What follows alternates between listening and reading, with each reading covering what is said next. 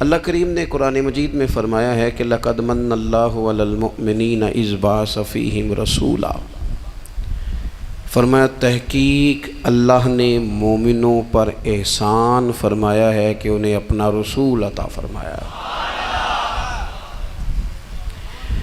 اس کا صرف ترجمہ کبھی بندے کی سمجھ میں آ جائے نا تو سارا میلاد اس کی سمجھ میں آ جاتا ہے۔ صرف اس آیت کا آسان سادہ ترجمہ اگر سمجھ لیا جائے کہ رب کہتا ہے میں نے احسان کیا تم پر، تمہیں اپنا رسول دے دیا ہے۔ وہ دو عالم کی رحمت ہیں، وہ جہاں چاہتے وہیں رہتے، یہ تو ان کی مہربانی ہے کہ یہ عالم پسند آیا۔ نبی پاک صلی اللہ تعالیٰ علیہ وسلم ہمارے اوپر رب کا سب سے بڑا احسان ہے، اور اللہ تبارک و تعالیٰ نے سسکتی، تڑپتی، بے چین، پریشان، تکلیف میں مبتلا اپنی مخلوق پر رحم فرمایا اور رسول کریم عطا فرمائے۔ نبی پاک صلی اللہ تعالیٰ علیہ وسلم کی تشریف آوری نے ایک ایک ذرے پر احسان کیا، حضور سے ایک ایک نگر، ایک ایک پتا فیضیاب ہوا، لیکن بعض چیزیں ایسی ہیں جنہیں خصوصی طور پر سرکار نے نوازا، بعض معاملات پر خاص کرم نوازی حضور نے فرمائی۔ ایک اہم مسئلہ ہے عقیدے کا مسئلہ۔ جس بندے کا کوئی عقیدہ نہیں نہ ہوتا، کوئی نظریہ نہیں ہوتا، کوئی اس شخص کا خاص مزاج نہیں ہوتا سمجھنے والا، ماننے والا، وہ بندہ بھی بیچارہ کوئی زندگی کا لطف نہیں اٹھا پاتا۔ اس کا کوئی نظریہ ہی نہیں ہے، کوئی سوچ ہی نہیں ہے، کوئی اس کی فکر ہی نہیں ہے اس نے کس طرف جانا ہے۔ عقیدہ نہ ہو بندے کا، یعنی دنیا میں معاذ اللہ کچھ ایسے لوگ پائے جاتے ہیں جو سرے سے اللہ تعالیٰ کوئی نہیں مانتے، زندگی کیسے گزرے گی؟ وہ اپنی توجہات کا قبلہ کسے بنائیں گے؟ اور پھر دنیا میں کچھ لوگ ایسے گزرے جو کئی خداؤں کے قائل، کئی، اور پھر اہل عرب کا تو یہ حال کہ 360 بتوں کے سامنے جھکتے۔ مجھے بتائیے جس بندے کو یہی خبر نہ ہو میرا خالق اور مالک کون ہے، جس کو یہی پتہ نہ ہو کہ میرا رزق کہاں سے آتا ہے، میں نے مانگنا کہاں سے ہے، جس سے یہ خبر ہی نہ ہو کہ میری دعاؤں کا رخ کس طرف ہونا چاہیے، اس کی بھی کوئی زندگی ہے؟ نبی پاک علیہ السلام نے سب سے بڑا احسان یہ فرمایا ہے کہ ہمیں عقیدہ توحید سکھایا ہے۔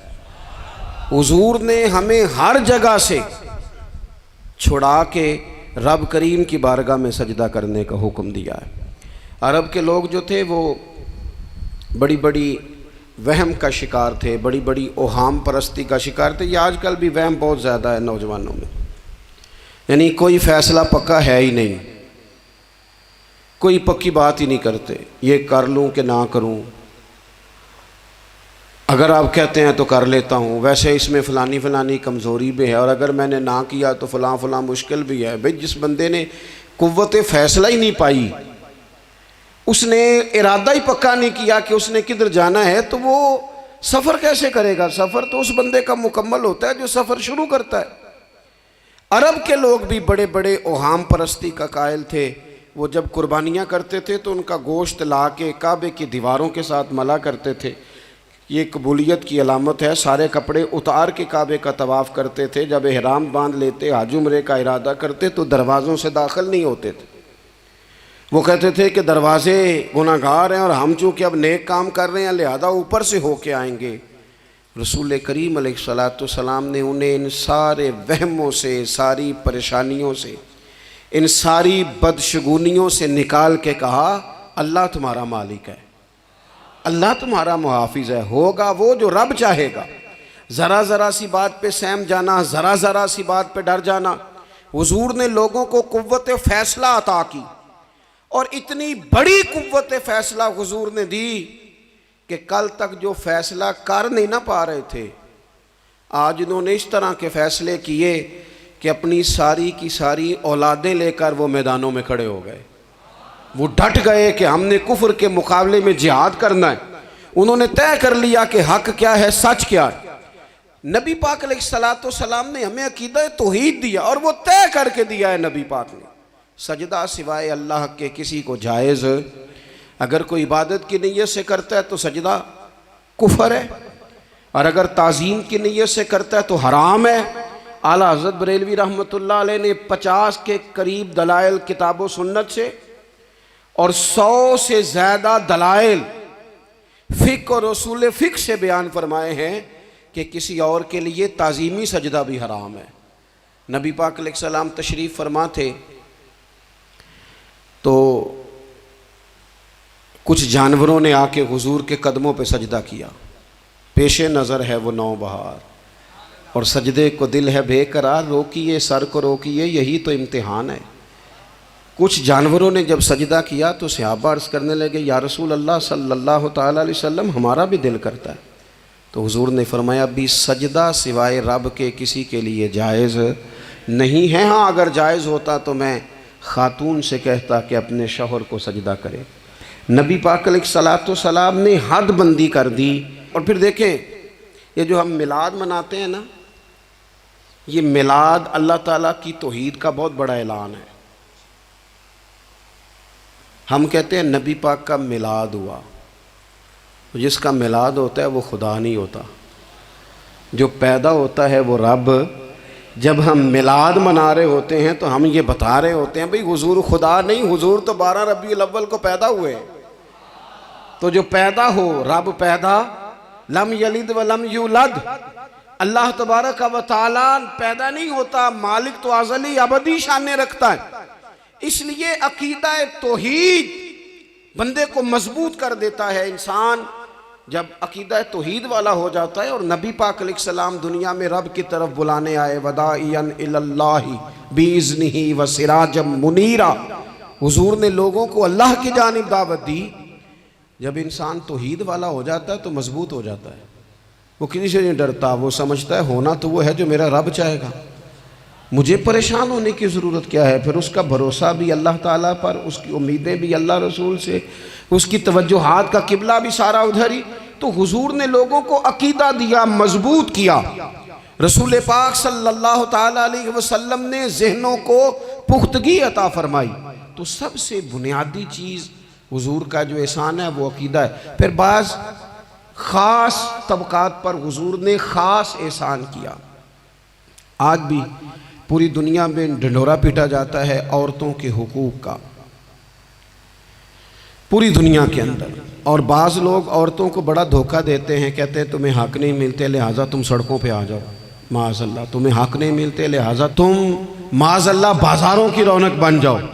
عورتوں کو بڑا پریشان کیا جاتا ہے حقوق کے تعلق سے۔ نبی پاک علیہ السلام کی آمد سے پہلے کوئی خاتون کے ساتھ سلوک اچھا نہیں کیا جاتا تھا، اس کا کوئی جائیداد میں حصہ نہیں تھا۔ عورت کا خامد اگر فوت ہو جاتا تو وہ اپنے سسرال کے خاندان کی پراپرٹی بن جاتی معاذ اللہ، اور جس کے مرضی چاہے سپرد کر دیتے۔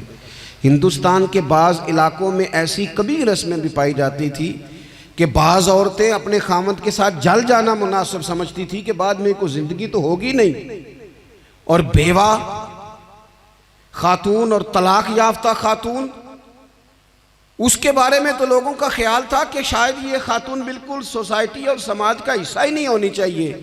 قربان جائیں، یہ اعزاز میرے نبی پاک نے دیا ہے۔ حضور نے پہلی شادی ہی اس خاتون سے کی ہے جن کا پہلے بھی نکاح ہو چکا تھا، اور خاتون کو حضور نے حقوق دیے، جائیداد میں حصہ دیا۔ کہا جو بیٹیوں کی بہنوں کی پرورش کر کے آئے گا اور اچھی پرورش کر کے انہیں روانہ کر دے گا، جس طرح میری 2 انگلیاں جڑی ہوئی ہیں میرے ساتھ جڑ کے جنت میں جائے گا۔ اور ایک روایت میں فرمایا کہ جب کسی کے ہاں بیٹی پیدا ہوتی ہے نا تو اللہ فرشتوں کو بھیجتا ہے، اور وہ اس کے گرد کھڑے ہو جاتے ہیں اور گھر والوں کو سلام کہتے ہیں، اور کہتے ہیں یہ ضعیفہ ایک ضعیفہ سے پیدا ہوئی ہے، یہ کمزور یعنی صنف کے لحاظ سے کمزور نازک بچی ایک نازک ماں سے پیدا ہوئی ہے۔ فرشتے کہتے ہیں جو اس کی پرورش کرے گا نا اللہ قیامت تک اس کی مدد کرے گا، اس کی ہمیشہ مدد ہوتی رہے۔ اور نبی پاک صلی اللہ تعالیٰ علیہ وسلم کی خدمت میں آ کے جب خواتین نے کہا تو نا یا رسول اللہ ہمارے تو دین دنیا کے معاملات میں مردوں کے تعلق سے کمزوری ہے، کئی دن تو ہم ویسے نماز نہیں پڑھ سکتی مہینے میں، کئی دن تو ہم ویسے عبادات کے قریب نہیں جا سکتی، جہاد پہ ہم نہیں جاتی، گواہی ہماری مردوں کے برابر نہیں، تو یا رسول اللہ صلی اللہ علیہ وسلم ہمارا بھی کوئی اعزاز ہے؟ تو حضور نے فرمایا جب کوئی خاتون حاملہ ہوتی ہے نا تو اللہ اسے اتنا ہی ثواب دیتا ہے جتنا جہاد کرنے والے کو ثواب دیتا ہے، اور جب بچہ پیدا ہوتا ہے تو اللہ تعالیٰ اسے شہادت کا درجہ عطا کرتا ہے، اور جب وہ بچوں کو دودھ پلاتی ہے تو رب اسے غلام آزاد کرنے کا ثواب عطا کرتا ہے۔ ایک دفعہ نا نبی پاک صلی اللہ تعالیٰ علیہ وسلم کی خدمت عالی مرتبت میں حضرت عائشہ صدیقہ رضی اللہ تعالیٰ عنہ نے ایک واقعہ عرض کیا، عرض کی حضور آج میرے ساتھ عجیب معاملہ ہوا، میں گھر میں اکیلی تھی تو ایک خاتون 2 بیٹیوں سمیت آئی، اس نے کہا کہ میں بھی بھوکی ہوں، میری بیٹیاں بھی پریشان ہیں، کھانا نہیں کھایا۔ سیدہ پاک کہتی ہیں یا رسول اللہ میرے پاس بھی 3 کھجوریں تھیں گھر میں پڑی، یہ 2 جہاں کے شاہ ہیں پر پاس کچھ رکھتے نہیں، اور 2 جہاں کی نعمتیں ہیں ان کے خالی ہاتھ میں۔ فرماتی ہیں وہ 3 کھجوریں میں نے ان 3 ماں بیٹیوں کو دے دی، ماں نے پہلے ایک کھجور دونوں بیٹیوں کو دی، پھر بچیاں وہ کھجور کھا کے ماں کی طرف دیکھنے لگی تو جو کھجور ماں کے پاس تھی اماں نے اس کے بھی 2 حصے کر کے بیٹیوں میں بانٹ دیے۔ حضرت عائشہ عرض کرنے لگی یا رسول اللہ میں نے یہ بڑا نرالا رنگ دیکھا ہے، ماں کا اپنے بچوں سے پیار کا انداز۔ تو حضور نے کیا فرمایا؟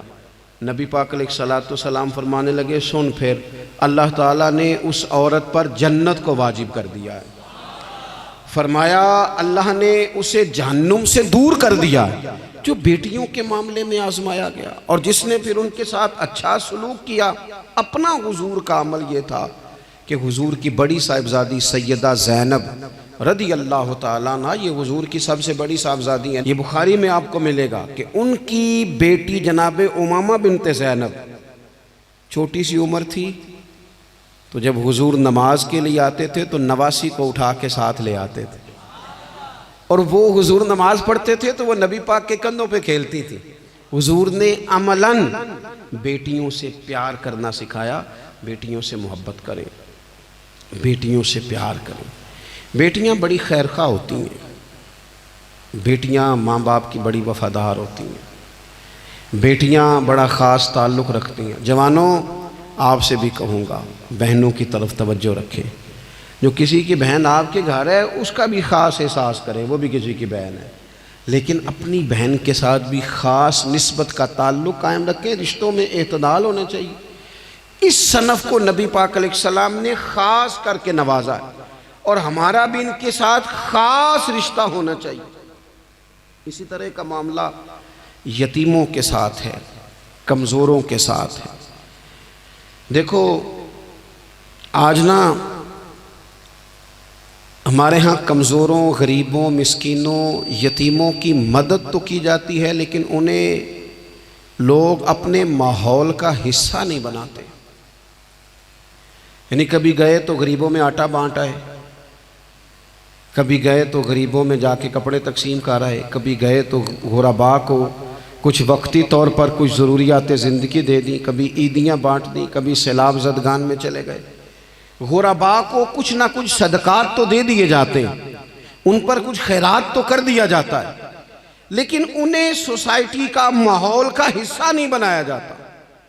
ایسا نہیں ہوتا کہ ان غرباء کے بچوں کو اٹھا کے بڑے شہروں میں لایا جائے، ان کی تعلیم کا خیال کیا جائے، انہیں اپنے ماحول میں رکھا جائے، ان کی بہترین پرورش کا بندوبست کیا جائے۔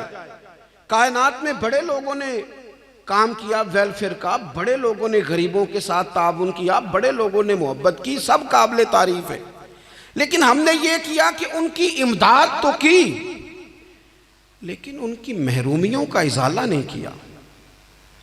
اور وہ امداد لے رہے تھے تو ان کی پچھلی نسل بھی امداد لے رہی تھی، یہ نسل بھی امداد لے رہی، اور خدا نہ کرے کہ اگلی نسل کو بھی امداد لینا پڑے۔ میرے نبی پاک صلی اللہ تعالیٰ علیہ وسلم کا انداز کچھ اس طرح کا ہے کہ امام بہقی نے لکھا ہے، حضرت بشیر بن عقبہ رضی اللہ تعالیٰ عنہ کہتے ہیں میرے والد انتقال کر گئے تھے، اور میں ایک جگہ پہ بیٹھ کر رو رہا تھا کہ نبی پاک صلی اللہ تعالیٰ علیہ وسلم میرے قریب سے گزرے، کیوں روتے ہو؟ یا رسول اللہ میرے والد کا انتقال ہو گیا، میری والدہ رخصت ہو گئی۔ تو یہ ہمیں حضور نے سبق دیا ہے، یہ یتیموں غریبوں کا خیال رکھنے کا یہ بھی ایک نقطہ، یہ بھی انداز ہے۔ کائنات کا بڑے سے بڑا درد دل رکھنے والا بندہ یہاں تک نہیں جا سکتا جو میرے رسول کریم نے بیان فرمایا۔ کہتے ہیں نبی پاک علیہ السلام فرمانے لگے، بشیر بن عقبہ کیا تو اس بات پر راضی نہیں کہ میں تیرا باپ ہوں اور عائشہ تیری ماں ہو؟ آنا تجھے ہم شامل کر لیں اپنے گھرانے میں، آ جانا، مکمل تیرے معاملات کا خیال کیا جائے، تو آ جا۔ اتنا بڑا درجہ نبی پاک نے تو حضرت سلمان فارسی کے بارے میں بھی فرمایا کہ میں نے انہیں اپنی اہل بیت میں شامل کر لیا۔ رسول اللہ صلی اللہ تعالیٰ علیہ وسلم غرباء کے لیے، مساکین کے لیے، یتیموں کے لیے، ناداروں کے لیے جو خاص احسان بن کے آئے، وہ یہ والا لہجہ نہیں کہ ہم مطمئن ہو گئے کہ ٹھیک ہے ہم گئے تو تھے، اتنے پیکٹ بانٹ تو آئے، اتنا کچھ ہم نے دے تو دیا، فلانا کام کر تو لیا، اور وہ بھی کب تک کیا؟ جب تک خبریں تیز تھیں۔ ہمارے ملک میں سیلاب آیا، میڈیا نے خبر دی، شور ہوا، لوگوں نے بڑی کوشش کی، الحمدللہ بڑے اچھے جذبات کا اظہار کیا، ڈھیر سارے لوگ وہاں گئے۔ میں آپ سے پوچھتا ہوں کہ کیا سیلاب زدگان سارے اپنے اپنے گھروں میں چلے گئے؟ ان کے گھر بن گئے؟ لیکن ہمارے جذبے کیوں ٹھنڈے ہو گئے؟ اس لیے کہ خبریں ٹھنڈی ہو گئی۔ ہم تو چلتے ہیں ٹرینڈ کے ساتھ کہ آج کل ٹرینڈ کیا ہے، اگر خبر ادھر کی ہے تو ذوق ادھر کا ہے، خبر ادھر کی ہے تو ذوق ادھر کا ہے۔ دیر پا کام کرنا اور خاص جذبات پیدا کرنا ان لوگوں کے لیے۔ حضرت سیدنا عبداللہ بن ابی اوفا رضی اللہ تعالیٰ عنہ روایت کرتے ہیں، ایک یتیم بچہ آیا تھا، اس نے عرض کی حضور میری ماں بھی بھوکی ہے اور میری ایک ہمشیرہ ہے وہ بھی بھوکی ہے، اے روٹی دا دکھ نہ پوچھو، روٹی تے بندہ کھا جان دیجئے۔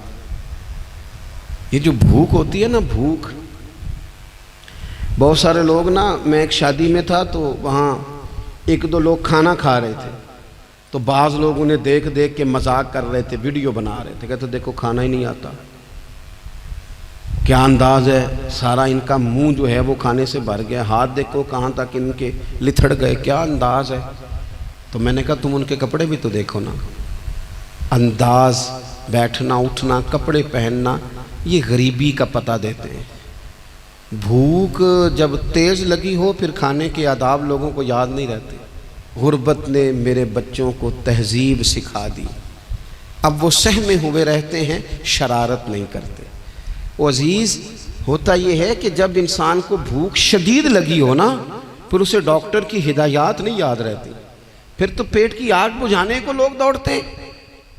تو کہتے اس بچے نے آ کے عرض کی یا رسول اللہ صلی اللہ تعالی علیہ وسلم ماں بھی بھوکی ہے، بہن بھی بھوکی ہے۔ حضور نے نا اسے 21 کھجوریں عطا فرمائیں، فرمایا 7 تیری، 7 تیری بہن کی، 7 تیری والدہ کی۔ اور یہ حضور نے 21 کھجوریں دی ہیں، یہ نبی پاک نے 21 دی ہیں، ہاں یہ حضور نے 21 دی، اور حضور تو اشارہ بھی کر دینا تو پھر روٹی ساری زندگی ختم نہیں ہوتی۔ وہ حضرت ابو ہریرہ کو بھی ملی تھی، فرماتے ہیں میں کئی سال کھاتا رہا، 1 کلو کھجوریں تھی پر ختم ہی نہیں ہوئی۔ 21 کھجوریں حضور نے دیں۔ حضرت معاذ بن جبل رضی اللہ تعالیٰ عنہ اٹھے اور دوڑ کے جا کے نا اس یتیم کے سر پہ ہاتھ پھیرا اور کہنے لگے پتر اللہ تجھے اپنے والد کا جانشین بنائے۔ تو حضور فرمانے لگے معاذ یہ تم نے کیا کیا؟ عرض کی حضور اس بچے کی بات سن کے میرا دل بھر آیا ہے، محبت نے انگڑائی لی ہے تو میں نے یتیم کے سر پہ ہاتھ پھیرا ہے۔ یہ دیکھو حضور کا رشتہ۔ نبی کریم فرمانے لگے سن پھر جس نے کسی یتیم کے سر پر محبت سے ہاتھ ہی پھیر دیا نا تو اللہ ہر بال کے بدلے اسے ایک نیکی بھی عطا کرے گا، ایک گناہ بھی معاف کرے گا، اور ایک درجہ بھی بلند فرمائے گا۔ چلو ہاتھ ہی پھیر دیا، تو نے کچھ تو کیا یتیم کے ساتھ، تیرا کوئی تو اس سے رشتہ ہوا۔ اور تیسرا طبقہ ہے غلاموں کا۔ مسکینوں کا، غریبوں کا۔ میں اور آپ اس ملک میں رہتے ہیں جہاں کچھ لوگوں کو کھانا بھی نہیں وقت پہ ملتا، اور کچھ لوگ 5 لاکھ روپیہ گاڑی کا اس لیے اضافی دے دیتے ہیں کہ مجھے ذرا نا نیو ماڈل جلدی چاہیے۔ یعنی ایک طرف ملک کی حالت یہ ہے کہ بعض لوگوں کے پاس پیسے نہیں ہیں کہ بچوں کی فیس بھر سکیں، لیکن دوسری طرف حال یہ ہے کہ نئے ماڈل کا موبائل اگر مارکیٹ میں آتا ہے تو وہ ختم ہو جاتا ہے، ملتا ہی نہیں، وہ شارٹ ہو جاتا ہے۔ کچھ لوگوں نے اس طرح کیا ہے کہ انہوں نے یہ سمجھا ہے کہ دولت شاید موج کرنے کے لیے ہمیں دی گئی ہے، ہم طرح طرح کے کھانے کھائیں، طرح طرح سے چیزیں اوڑیں، طرح طرح کے معاملات کریں، انہوں نے یہ طے کر لیا ہے۔ اس کا نقصان کیا ہوا ہے؟ اس کا نقصان یہ ہوا ہے کہ کچھ لوگ غربت کی سطح سے نیچے آ گئے ہیں بیچارے۔ نبی پاک کا جو احسان ان غریب لوگوں پر ہے، حضور علیہ السلام کے پاس نا حضرت عبداللہ ابن عمر روایت کرتے ہیں اور طبرانی میں موجود ہے، حضور کے پاس نا 10 دینار تھے۔ ہمارے پاس بھی پیسے ہوتے ہیں نا، لیکن وہ کچھ ہوتے ہیں ہمارے کھانا کھانے کے لیے، کچھ ہوتے ہیں آئس کریم کھانے کے لیے، کچھ اس لیے ہوتے ہیں کہ آج میری مرضی دا نہیں پکا، لہٰذا میں نے، ہمارے ایک دوست ہیں وہ کہتے ہیں کہ آج کل یہ ماحول بن گیا ہے کہ بچے اگر کہتے ہیں نا کھانا میری مرضی کا نہیں، تو اماں کہتی ہے جا تو برگر کھا لے۔ کہتے ہیں ہمارے دور میں یوں نہیں ہوتا تھا، اگر ہم کہتے تھے نا کھانا میری مرضی کا نہیں تو پھر ہمیں ڈبل چیز کھانے کو ملتی تھی، ایک مار بھی کھانا پڑتی تھی اور وہ کھانا بھی کھانا پڑتا تھا۔ اور پھر کچھ پیسہ لوگوں نے صرف اس لیے سنبھال کے رکھا ہوا ہے کہ جو اضافی چیزیں ہیں نا، اضافی، میرا ویسے تجربہ نہیں ہے اور نہ میں نے زیادہ گہرائی سے دیکھا ہے، بس مجھے بتایا گیا ہے، اور پتہ نہیں اب بات درست ہے کہ نہیں، مجھے بتایا گیا ہے کہ پہلے لڑکیاں بیوٹی پارلر جاتی تھی، اب سنا ہے لڑکے بھی جاتے ہیں۔ اب خدا جانے یہ بات سچ ہے کہ غلط ہے۔ یہ جو اضافی اخراجات ہیں نا، یہ اگر ہم تھوڑے سمیٹ لیں، یعنی مولا علی شیر خدا کرم اللہ تعالی وجہہ الکریم مزدوری کر کے نکلے تو 2 کلو کھجوریں تھیں، حضور بس فرمانے لگے 1 کلو میرے بچے کھائیں گے اور کلو مدینے کے غریب بچے کھائیں گے، یعنی کل 2 کلو ظاہری طور پر کھجوریں ہیں، اس میں بھی دوسروں کا حصہ۔ ہمارے پاس جو مال آتا ہے اگر تھوڑا سا نا ہم اسے یہ نہ سمجھ لیں کہ میرا ہی حق ہے، کسی کو اس میں سے ایک لقمہ بھی نہیں ملنا چاہیے، اگر ہم تھوڑا سا نا دل کشادہ کریں تو 3 لوگوں کا کھانا 4 بھی کھا سکتے ہیں، 4 کا کھانا 5 بھی کھا سکتے ہیں، 6 کا کھانا 7 کا کھانا 10 بھی کھا سکتے ہیں۔ شرط یہ ہے کہ دل کشادہ ہو، دل دریات سمندروں ڈونگے کون دلاں دیا جانے، تھوڑی سی نا کشادگی پیدا کی جائے۔ حضرت عبداللہ ابن عمر کہتے ہیں نبی کریم علیہ السلام کے پاس نا 10 دینار تھے، ویسے تو کائنات ہی میرے نبی کی مٹھی میں ہے، لیکن ظاہری طور پر 10 دینار تھے۔ حضور ایک دکان پہ گئے، 4 دینار کا حضور نے ایک جوڑا خریدا، کپڑے خریدے، وہ قمیض حضور نے پہنی تو ایک انصاری آگے بڑھ کے عرض کرنے لگے حضور میرا بڑا دل کر رہا ہے، یہ مجھے نہیں دے دیتے آپ؟ تو حضور خوش ہو گئے، یہ میرے محبوب کا دروازہ ہے کہ جب کوئی مانگتا ہے تو حضور خوش ہو جاتے ہیں۔ نبی کریم سے مانگا اس شخص نے تو حضور خوش ہو گئے، اور محبوب نے وہ کرتا وہ کپڑے اتار کے اس انصاری کو عطا کر دیے، اور 4 دینار کے اور خرید لیے، باقی بچے 2 دینار۔ نبی کریم وہ لے کے نکلے، رخصت ہوئے گھر جانے کے لیے، تو رستے میں خاتون کو روتے ہوئے دیکھا، حضور رک گئے، فرمایا کیوں رو رہی ہو؟ عرض کرنے لگی یا رسول اللہ صلی اللہ تعالی علیہ وسلم میں فلاں آدمی کی کنیز ہوں، نوکرانی ہوں، اس نے آٹا لینے بھیجا تھا 2 دینار کا، وہ 2 دینار گم ہو گئے، حضور نے 2 دینار اسے عطا کر دیے، وہ دیے تو پھر رو رہی تھی، فرمایا اب کیوں روتی ہو؟ کہنے لگی یا رسول اللہ ڈرتی ہوں دیر بڑی ہو گئی یا مار ہی نہ پڑے۔ تو حضور نے فرمایا چل نہ میں تیرے ساتھ چلتا ہوں۔ حضور ان کے گھر گئے، وہ اہل ایمان کا گھر تھا جن کی وہ کنیز تھی، جا کے کہا السلام علیکم، اندر سے جواب ہی نہیں آیا، پھر فرمایا السلام علیکم، کوئی جواب ہی نہیں آیا۔ محبوب کا طریقہ مبارکہ تھا 3 دفعہ دستک، پھر واپسی، تیسری دفعہ کہا السلام علیکم تو وہ سارے بول پڑے وعلیکم السلام یا رسول اللہ۔ حضور ماں باپ قربان، تو حضور فرمانے لگے میں نے پہلے بھی 2 دفعہ سلام لیا، بولا کوئی نہیں۔ کہا یا رسول اللہ اپنے نصیب تھے نا کہ ہم پہ سلامتیاں بھیج کون رہا ہے، ہم نے سوچا ذرا 3 دفعہ مل جائے سلامتی، ذرا مل جائے نا، حضور سلامتی بھیج رہے ہیں تو آتی رہے نا۔ تو محبوب کریم علیہ السلام فرمانے لگے یہ تمہاری کنیز وہاں کھڑی رو رہی تھی، اس بیچاری کے 2 دینار گم ہو گئے تھے، اسے دوبارہ سامان لاتے کچھ دیر ہو گئی، اس پر سختی نہ کرنا، مارنا نہ۔ غلام کہنے لگے حضور اس خاتون کے قربان جائیں جو ہمارے کریم رسول کو ہم جیسے غریبوں کے گھر تک لے آئی ہے، مارنا کیا، ہم اسے آزاد کرتے ہیں، یہ آزاد ہے اللہ کی رضا کے لیے۔ یہ دیکھو یہ میرے نبی پاک کا انداز ہے۔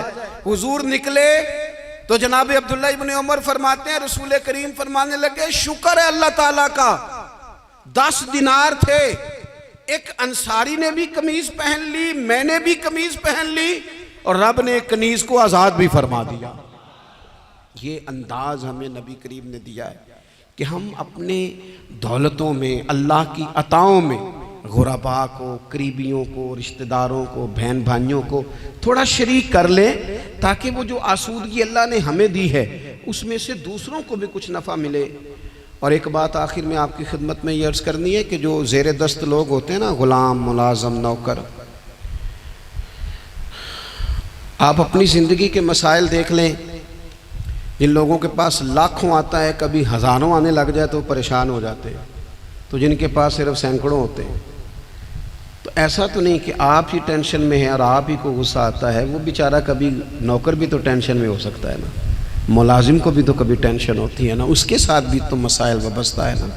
حضرت سیدنا ابو مسعود انصاری رضی اللہ تعالیٰ عنہ بیان کرتے ہیں کہ مجھے اپنے غلام پہ غصہ آیا تو میں اسے مار رہا تھا، نبی کریم تشریف لے آئے، حضور نے ایک جملہ کہا تو میں رو پڑا۔ حضور فرمانے لگے جتنا اختیار تجھے اس پر حاصل ہے نا، اس سے کہیں بڑھ کر رب کو تیرے اوپر اختیار حاصل ہے، لہٰذا اللہ سے ڈر، اس کے معاملے میں اللہ سے ڈر۔ اور پھر حضور تو صرف غلام نہیں، جانوروں کے حق تک کا خیال فرماتے۔ ایک جگہ تشریف لے گئے تو اونٹ آپ کے پیروں پہ سر رکھ کے رویا، نبی کریم نے اس کی پشت پہ ہاتھ پھیرا، فرمایا اس کے مالک کو بلاؤ نا۔ جب وہ آیا تو کیا ارشاد فرمایا؟ فرمایا تو اس کے معاملے میں اللہ سے نہیں ڈرتا، اس نے شکایت کی ہے کہ تو اس کی طاقت سے زیادہ بوجھ ڈالتا ہے، چارہ اور پانی بھی وقت پر نہیں دیتا۔ یہ حضور کے احسانات ہیں، ہمیں ان احسانات کا خاص خیال رکھنا چاہیے۔ اور یہ جو ایام ہے عید میلاد النبی کے، ان ایام میں بالخصوص ہمیں غریبوں کے ساتھ، یتیموں کے ساتھ، بیواؤں کے ساتھ، مساکین کے ساتھ، لاچاروں کے ساتھ اس لحاظ سے زیادہ مدد کرنی چاہیے کہ میرے رسول پاک انہی کے لیے تو زیادہ رحمت بن کے آئے، انہی کا تو محبوب نے خیال زیادہ فرمایا، انہی کے بارے میں تو ہمیں تلقین زیادہ فرمائی۔ وہ اپنے پرائے کا غم کھانے والا، مرادیں غریبوں کی بھر لانے والا، مصیبت میں غیروں کے کام آنے والا، وہ نبیوں میں رحمت لقب پانے والا۔ تو نبی پاک علیہ السلام کے غلاموں، یہ ہمیں سیکھنا ہے، اس پر ہمیں عمل کرنا ہے۔ اللہ کریم کی بارگاہ میں دعا ہے اللہ ہماری حاضری کو قبول فرمائے۔ آخر دعوانا ان الحمدللہ۔